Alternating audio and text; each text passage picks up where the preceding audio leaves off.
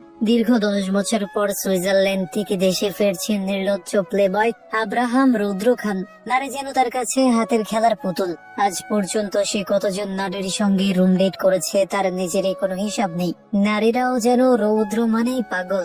এর পেছনে দুইটি কারণ রয়েছে। এক, রৌদ্র দেখতে এতই আকর্ষণীয় যে একবার দেখলেই মেয়েরা আর অন্য কারো দিকে তাকাতে চায় না।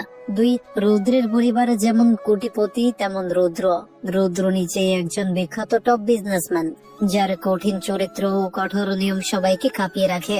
সুইজারল্যান্ডে আব্রাহাম রৌদ্র খান নাম ইতিমধ্যেই বিখ্যাত হয়ে গেছে।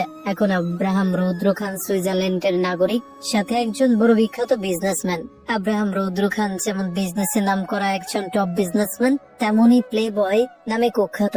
তার জীবন দুই দিকেই একরকম উন্মাদ। একদিকে ব্যবসার জগতে কোটিপতি হিসেবে শীর্ষে থাকা, আর অন্যদিকে নারীদের জীবনকে খেলাধুলার মতো উপভোগ করা। খান বাড়িতে যেন উৎসবের আয়োজন চলছে।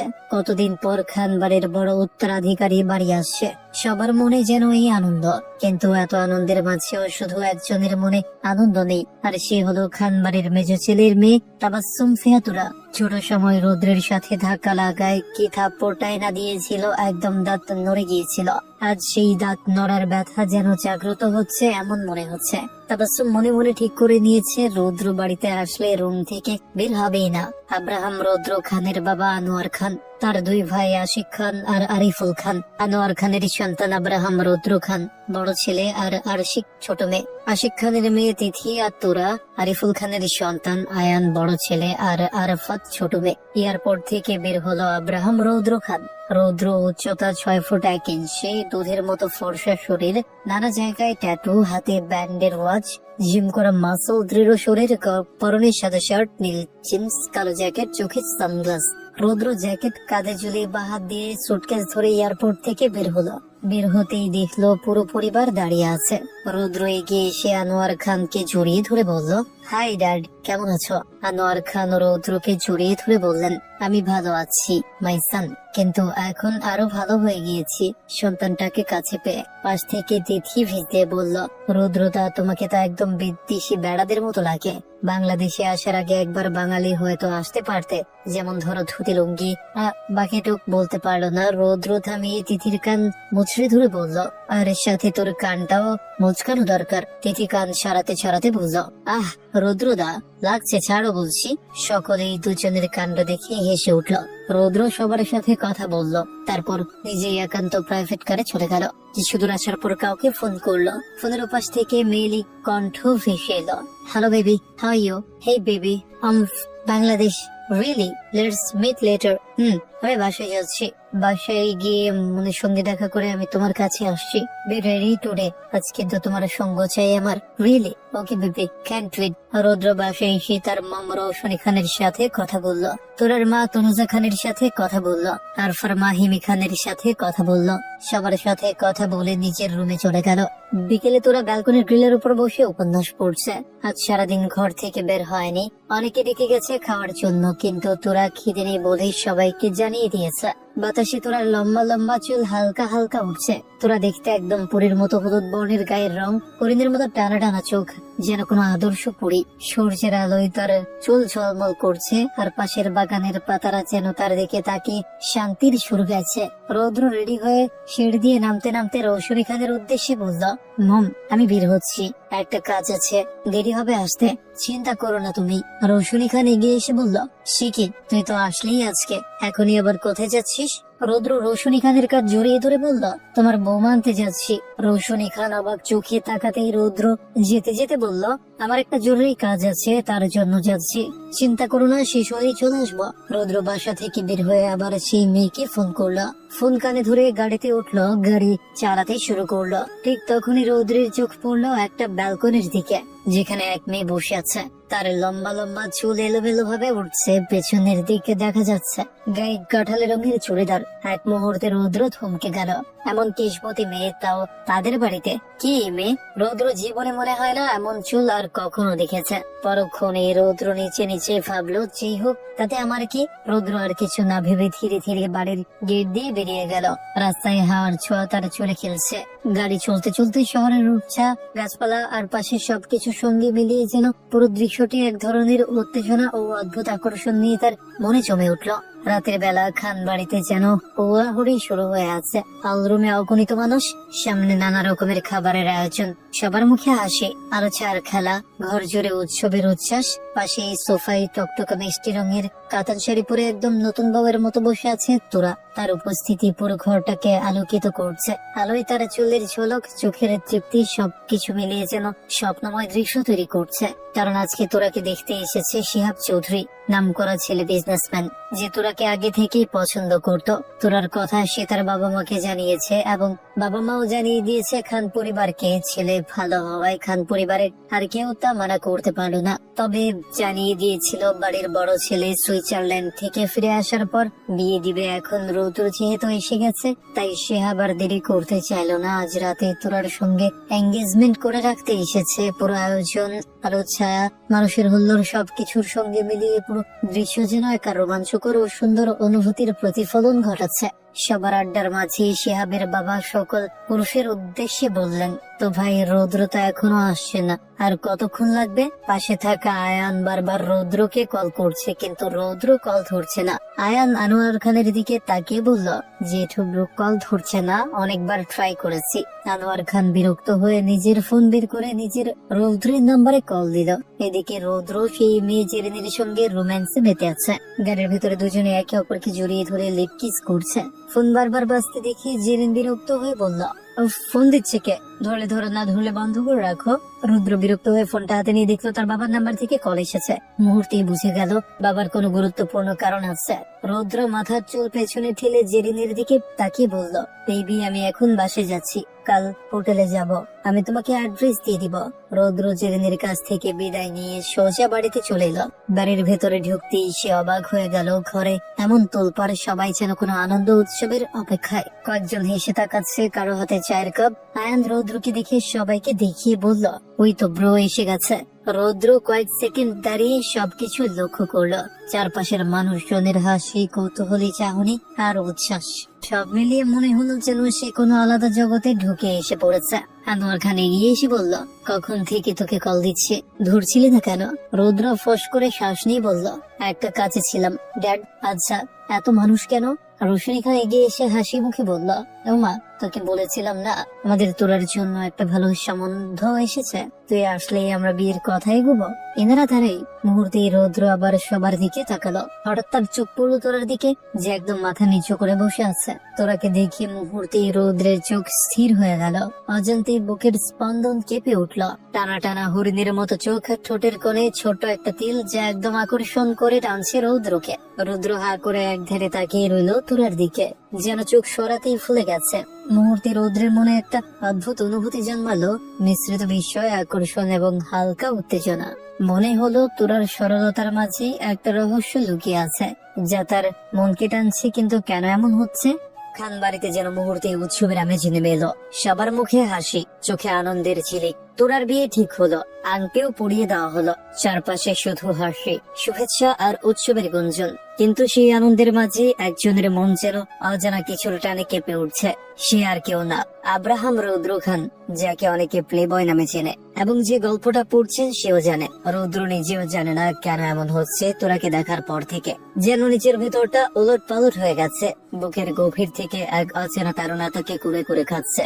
মনে হচ্ছে তোরাকে একদম নিজের করে নিতে। পরের দিন বিকেলের রোদটা হালকা সোনালি হয়ে এসেছে। আকাশের এক পাশে লালচে আলো, অন্য পাশে মেঘের ভাঁজে কোমল নীল আভা। তোরা নিঃশব্দে ছাদে চলে এলো। সারাদিনের ব্যস্ততা, অতিথিদের কোলাহল আর নিজের ভেতরের অস্থিরতা থেকে একটু মুক্তি চাইছে সে। তোরা ছাদের ধারে এসে গ্রিলের পাশে দাঁড়ালো। দূরে পাখিরা জোড়ায় উড়ছে, বাতাসে গাছের পাতা মৃদু সুরে নড়ছে। সবকিছুতেই যেন একটা শান্ত ছোঁয়া। তোরা গভীর শ্বাস নিল, যেন নিজের মনটাকে একটু হালকা করে নিতে চায়। বাতাসে তোরার চুলগুলো এলোমেলো হয়ে উঠছে।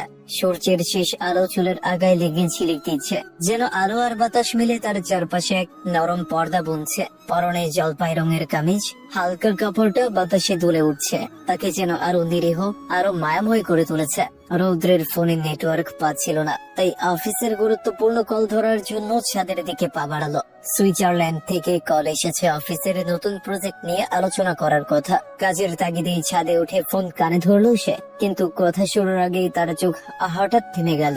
ছাদের কিনারায় যেখানে এক মেয়ে দাঁড়িয়ে আছে, বাতাসে তার লম্বা চুলগুলো পাগলের মতো উঠছে। সূর্যাস্তের শেষ আলো চুলের ডগায় পরে সোনালী রঙে ঝলমল করছে, যেন বিকেলের নরম আলোয় কেউ তার চারপাশে সোনার আবরণ বনে দিয়েছে। রৌদ্রর চোখ বিস্ময়ে থমকে গেল। পেছন দিক থেকেও চিনতে একটু ভুল হলো না, ওটা যে তোরা। সে অবাক হয়ে তাকিয়ে রইল। এই মেয়েটাকে তো সে ছোটবেলা থেকেই দেখে আসছে, পরিবারের মতো ঘরের একজন সদস্য হিসেবে। তাহলে আজ কেন মনে হচ্ছে তোরা যেন নতুন কেউ? কেন তার বুকের ভেতরটা অদ্ভুত ভাবে কেঁপে উঠছে? বাতাসের প্রতিটি ঝাপটা, তোরার চুলের প্রতিটি নড়াচড়া, এমনকি তার নিঃশব্দ দাঁড়িয়ে থাকার ভঙ্গিটাও আজ রৌদ্রের মনে অচেনা আলোড়ন তুলছে। রৌদ্র নিজের মনকে বোঝাচ্ছে এটা শুধু মুহূর্তের ভুল, হয়তো সামান্য মোহ। কিন্তু যত বোঝাতে যায় ততই মনে হয় কিছু একটা ভেতর থেকে টেনে ধরছে। ফোনের ওপাশে কেউ কথা বলছে, কিন্তু রৌদ্রর কানে কিছুই পৌঁছচ্ছে না। তার চোখ আর মন পুরোপুরি বন্দি তুরার সেই স্নিগ্ধ অবয়বে। রৌদ্র ভাবতে থাকে, এটা কি কেবল তার নারী নেশার স্বাভাবিক অংশ, নাকি তোরা সত্যি তার হৃদয়ের কোথাও গভীরে ছোঁয়া দিয়ে গেছে? সে তো অনেক মেয়ের সঙ্গে ছিল, অনেক হাসি, অনেক সম্পর্ক, কিন্তু কোনো মুখ, কোনো চোখ তাকে এমন ভাবে নিরূপ করে দিতে পারেনি যেমনটা তোরা করছে।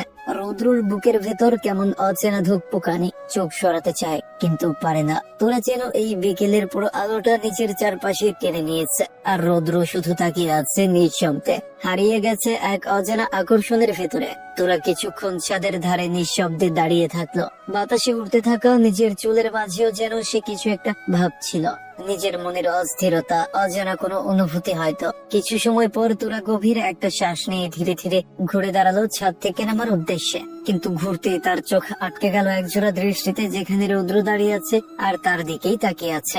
মুহূর্তেই সময় যেন থেমে গেল, তাদের চোখ একে অপরের সঙ্গে মিলল, আর সেই মিলনে যেন চারপাশের বাতাস ঘন হয়ে উঠল। নিস্তব্ধতা আরো ভারী লাগতে শুরু করলো। রৌদ্রের চোখে ছিল এক অচেনা অস্থিরতা, এমন দৃষ্টি যা তোরা আগে কখনো দেখেনি। আর তোরা তাকাতেই তার ভেতরটা যেন কেঁপে উঠলো। আত্মা ছাদ করে উঠলো ভয়ে, লজ্জায় নাকি অন্য কিছুর টানে সে নিজেও জানে না। এক মুহূর্তের মধ্যেই তার নিঃশ্বাস আটকে গেল বুকের ভেতর। ধুকপুকানি এত বেড়ে গেল যে মনে হলো হয়তো শব্দটা বাইরে বেরিয়ে পড়বে। তোরা সাথে সাথে মাথা নিচু করে ফেললো, যেন দৃষ্টি সরাতে চায়, কিন্তু ততক্ষণে রৌদ্রর চোখে সে পড়ে গেছে পুরোপুরি। তোরা মনে মনে নিজেকে সামলে নিতে চেষ্টা করলো। বুকের ভেতর কেমন যেন কাঁপুনি, তবুও সাহস জোগাড় করলো। ভাবলো যতই ভয় পাক বা অস্বস্তি লাগুক, রৌদ্র তো পরিবারের একজন সদস্য, চোখের সামনে পড়ে গিয়েছে। কথা না বললে তাও অস্বাভাবিক লাগবে। নিজের মনকে বোঝাতে বোঝাতে গভীর একটা শ্বাস নিল তোরা। বাতাসে এখনো তার চুলগুলো নরম ভাবে উঠছে, মুখে হালকা উদ্বেগের ছাপ। তোরা ধীরে ধীরে পা বাড়িয়ে রৌদ্রর দিকে এগিয়ে এলো, যেন প্রতিটি পদক্ষেপে নিজের ভেতরের ভয়কে একটু একটু করে জয় করছে। রৌদ্র তখনও তার দিকে তাকিয়ে আছে, চুপচাপ নীরব, কিন্তু চোখে এক অদ্ভুত গভীরতা। তোরা দাঁড়িয়ে থেমে গেল তার সামনে, হাত দুটো মুঠো করে ধরলো। তারপর কাপা কাপা গলায় কথাগুলো বেরিয়ে এলো, যেন শব্দগুলো ভয় পাচ্ছে উচ্চারিত হতে। রৌদ্র ভাইয়া কেমন আছেন? শব্দটা বেরোতেই তোরা নিজেই চমকে উঠলো। গলার স্বর যেন নিজের কানে অচেনা লাগলো। বুকের ভেতরটা আরো জোরে ধুকপুক করতে লাগলো। চোখ নিচু করে দাঁড়িয়ে রইল সে। রৌদ্রর দৃষ্টি এড়াতে পারলেও তার সামনে দাঁড়িয়ে থাকার সাহসটা যেন আর ধরে রাখতে পারছে না। রৌদ্র তোরার কাপা কাপা কণ্ঠ শুনলো, কিন্তু কোনো উত্তর দিতে পারলো না।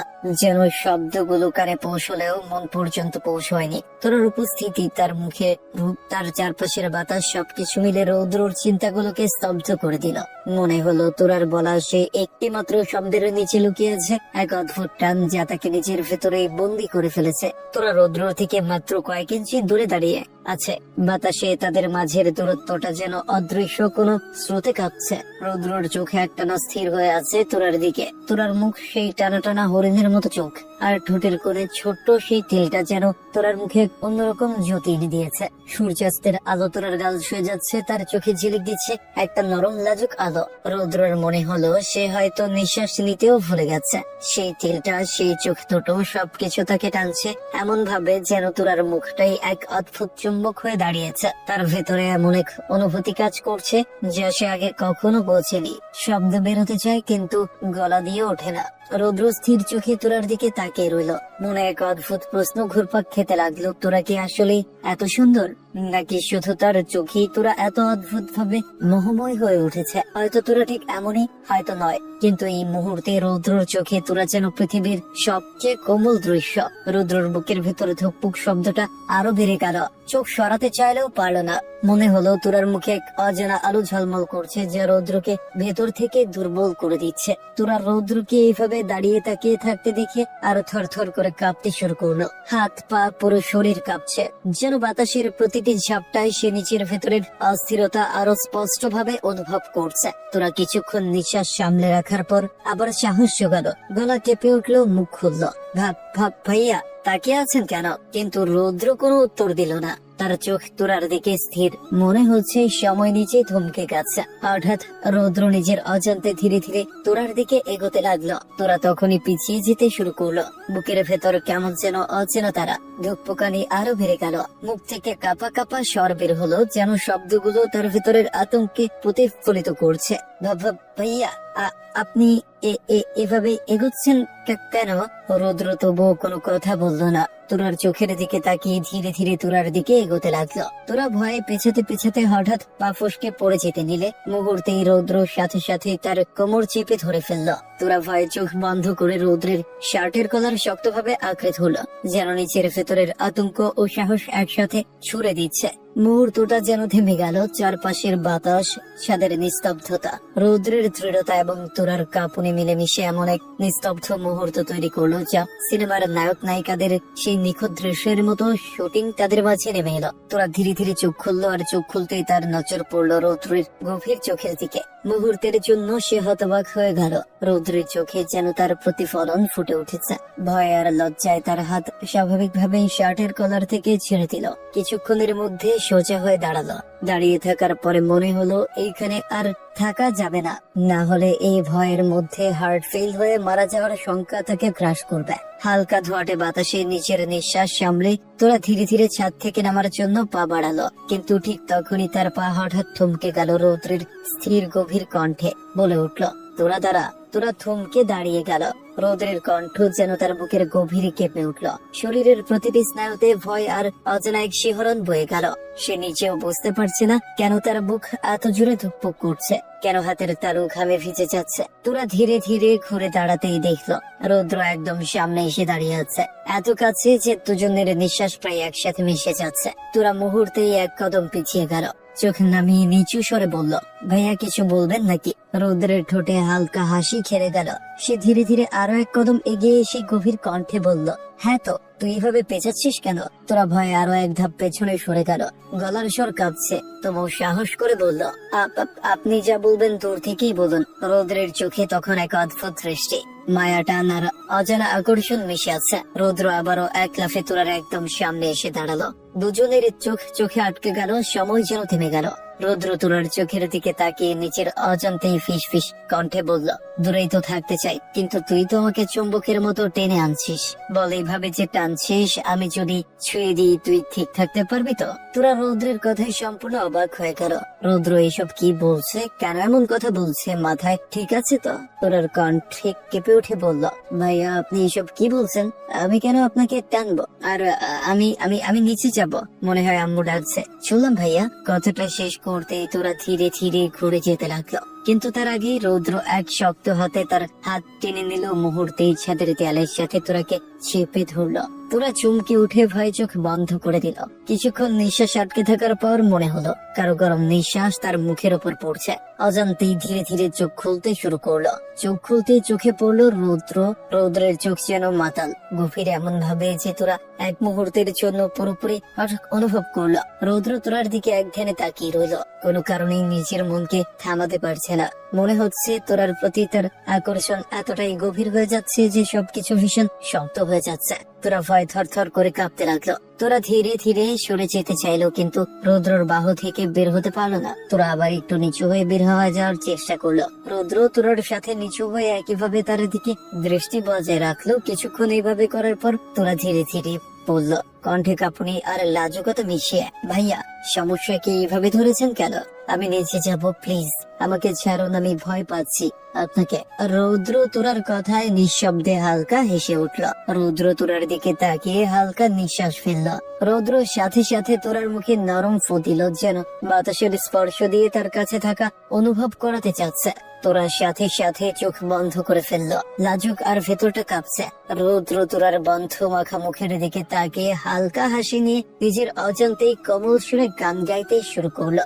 মন আমার তোর কিনারে, হারানো দিন হারে, সে তো আর মানছে না রে, এবার ভালোবাসতে আয়, তোর ছায় সঙ্গী হব, দুহাতে প্রেম করব, আমাকে চুপটি করে মনের কথা বলতে আয়। বাকিটুকু না হয় আপনারা ফোনে নিজে থেকে শুনে নেবেন। রৌদ্রের গলায় এত গান শুনতে মন ধরে কেন আপনাদের? ভিডিওটি ভালো লাগলে কমেন্টে জানিয়ে যাবেন। পরবর্তী পার্ট পেতে সাবস্ক্রাইব করেন।